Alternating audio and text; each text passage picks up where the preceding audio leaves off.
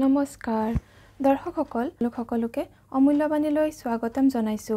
আজিৰ ভিডিঅ'টোৰ বিষয় হৈছে আজিৰ পৰা আৰম্ভ হৈছে চৈত্ৰ নৱৰাত্ৰি। এই নৱৰাত্ৰিত আপুনি একো কৰিব নোৱাৰিলেও যদি আজিৰ এই বিশেষ মন্ত্ৰটো শুনি নিজৰ মনৰ ইচ্ছাটোৰ কথা কয় তেনেহলে 9 দিনৰ ভিতৰতেই আপোনাৰ মনৰ ইচ্ছা পূৰ্ণ হ'ব। যদিহে কোনো সৰু সুৰা ইচ্ছা হয় আৰু ডাঙৰ ইচ্ছা হলে আপোনাৰ কেইদিনমান দেৰি লাগিব পাৰে, কিন্তু আপুনি মন্ত্ৰটো যিমান পাৰে শুনি আপোনাৰ মনৰ ইচ্ছাটোৰ কথা কৈ শুনিব আৰু যেতিয়াই পাৰে তেতিয়াই শুনিব, কোনো ধৰণৰ অসুচি নালাগে।